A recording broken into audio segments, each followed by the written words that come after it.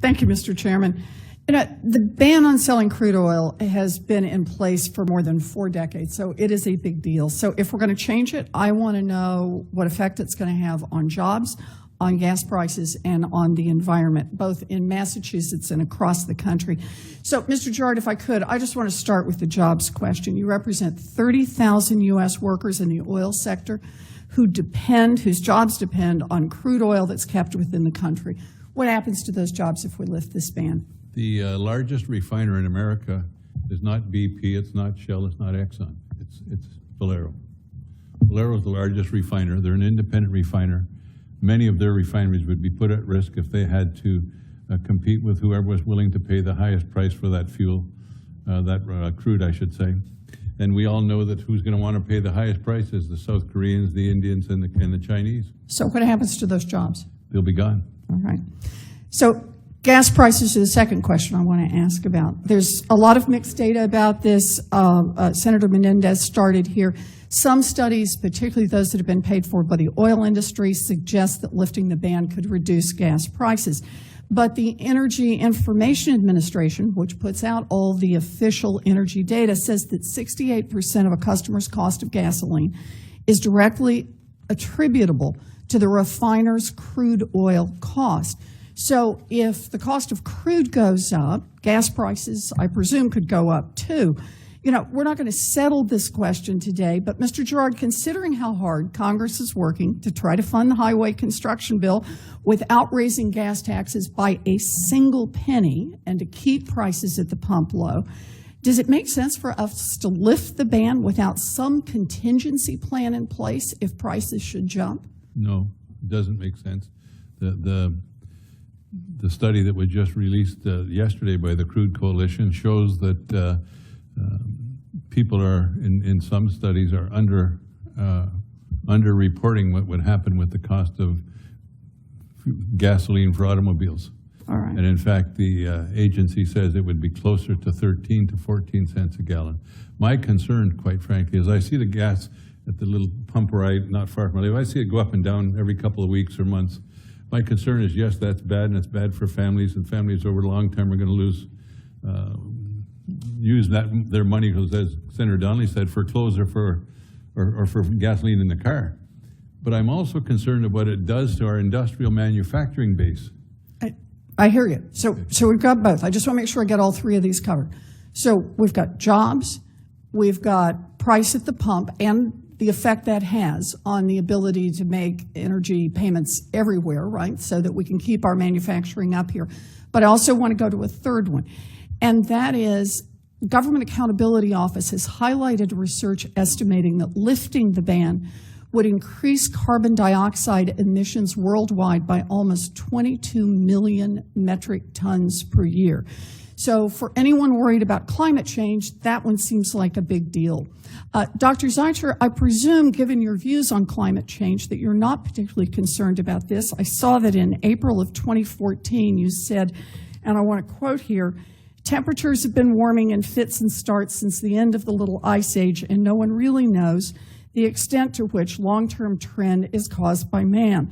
Policies designed to reduce emissions would have very little impact in this century." I take it that's still your position? Yeah. Absolutely. Okay. All right. Well, you know, it would be nice to be able to ask one of the many, many experts who actually do believe that man-made climate change is a problem about this. But unfortunately, we don't have any of those people today on the panel. So if you think that climate change is real, is caused by humans, and that people can and should do something about it, then lifting this export ban without addressing these environmental consequences sounds pretty dangerous. You know, there's a lot of speculation about the impact of lifting the ban, but the most obvious effect would be to generate enormous profits for certain big oil companies. And that is a good reason to be skeptical of study after study and expert after expert who are funded by big oil to sell this deal. We may need changes in the oil export ban, but any changes we make should be based on independent data and should address legitimate economic and environmental concerns. Big oil may not like that, but the Massachusetts voters didn't send me here to work for them. Thank you, Mr. Chairman. Madam Senator. Yeah, I didn't really hear a question, Senator Warren, but I read a quote that you said before about your views about climate change. I asked if those are still your views. I don't understand why we don't have an expert here who believes that climate change is man-made. I think there are a lot of experts. I'm not quite sure what you mean by that. I mean, if the question, I'm sorry, if the question is, do anthropogenic emissions of greenhouse gases have an effect greater than zero? The answer is yes.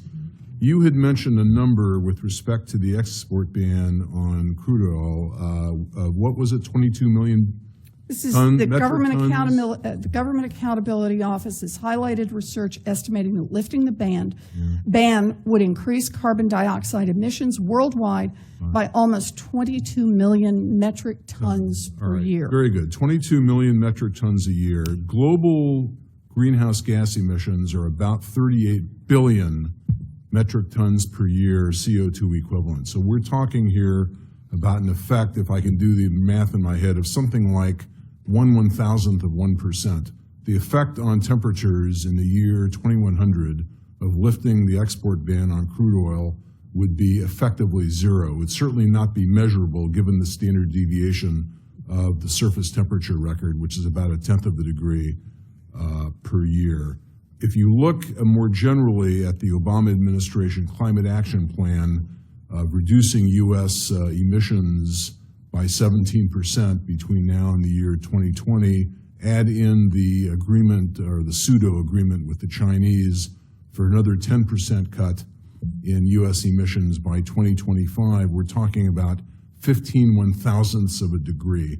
And so in the context of this hearing, Senator, the effect of the impact of ending the export ban or eliminating the export ban on crude oil in terms of climate change issues, which is one of the issues that you have raised, is literally zero.